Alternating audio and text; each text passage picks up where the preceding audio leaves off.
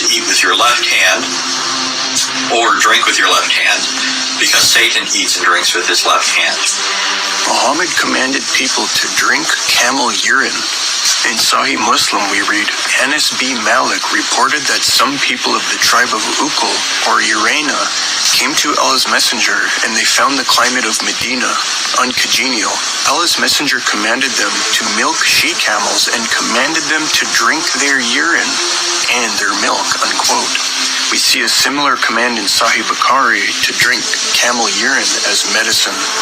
However, according to the Australian Department of Health, quote, the World Health Organization advises that people should avoid drinking raw camel milk or camel urine, unquote.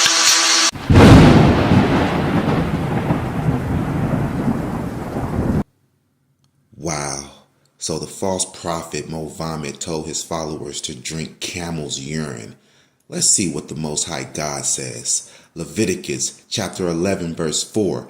Nevertheless, these shall ye not eat of them that chew the cud, or of them that divide the hoof, as the camel, because he cheweth the cud, but divideth not the hoof, he is unclean unto you.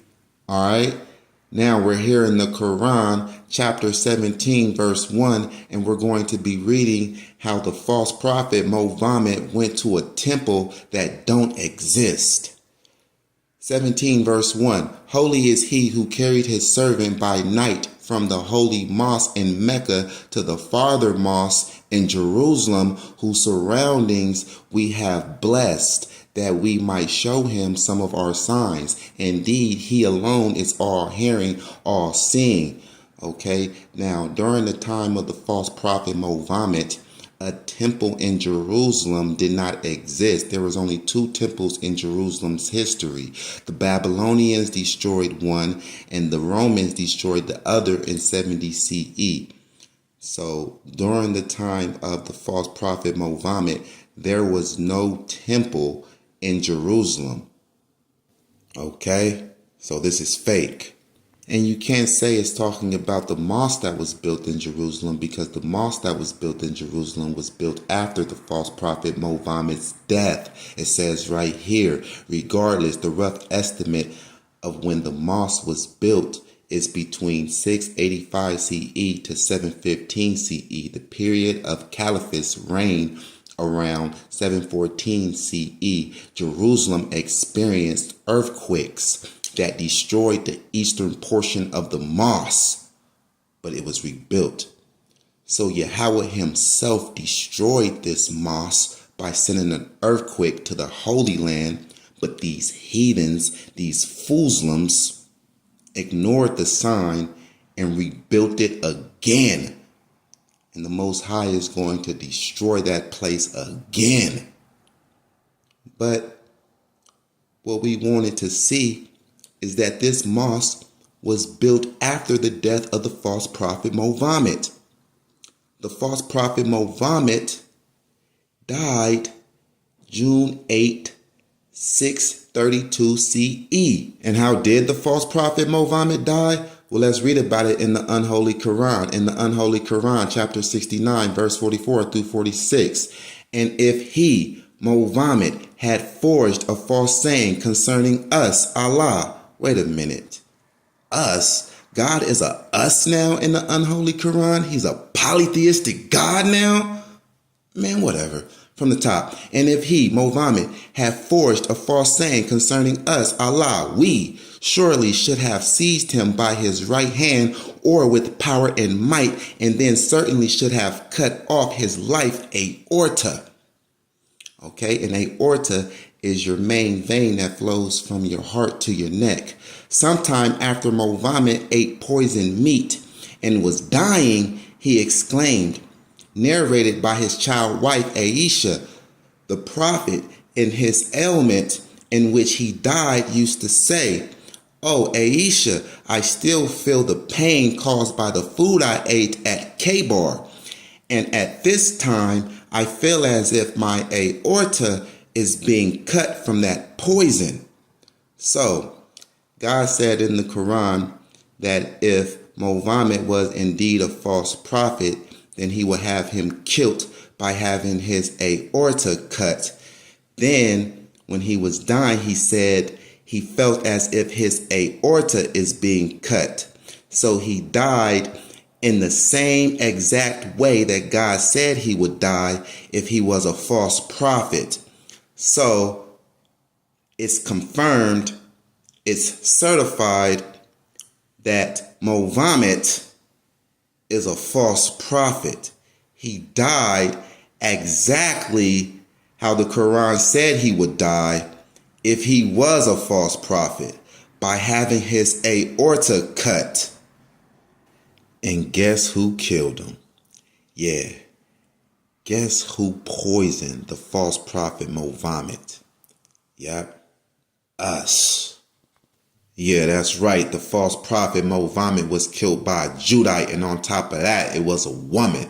And it reads right here in Sunan Abu Dawud 39, 44, 97. So a Jewess presented him at Kabar with a roasted sheep, which she had poisoned. The messenger of Allah ate of it, and the people also ate.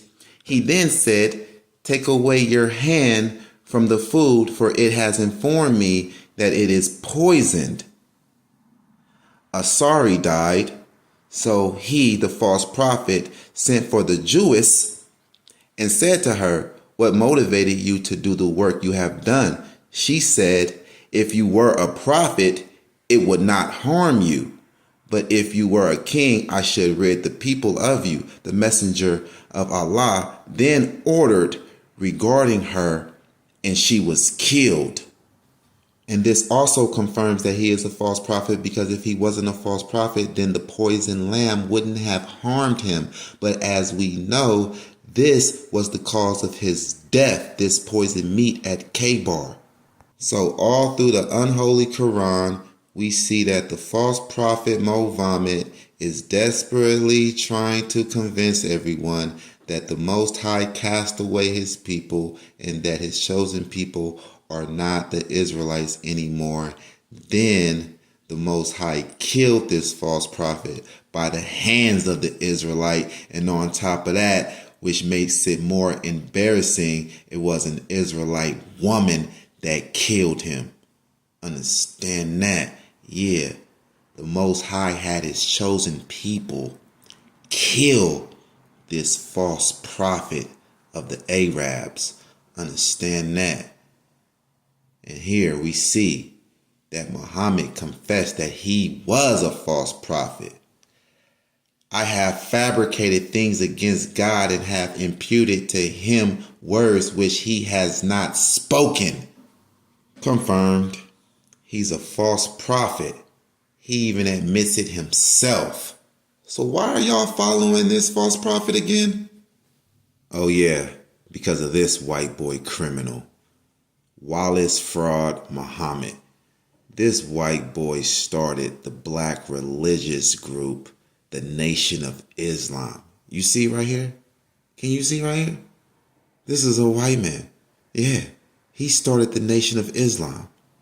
Wallace Fraud Muhammad, also known as Wallace D. Fraud or Master Fraud Muhammad, reportedly born February 26, 1877, disappeared 1934, was the founder of the Nation of Islam. He arrived in Detroit in 1930 with an ambiguous background and several aliases, and taught an idiosyncratic form of what he considered Islam to members of the city's black population. Idiosyncratic means queer, bizarre, awkward, weird, strange. So he taught a queer form of what he considered Islam to members of the city's black population. Yo, this is embarrassing, man. So he taught the Israelites an idiosyncratic form of Islam, a queer form of Islam. In 1934, he disappeared from public record, and Elijah Muhammad succeeded him as leader of the Nation of Islam. Damn, this was started by an Edomite cracker.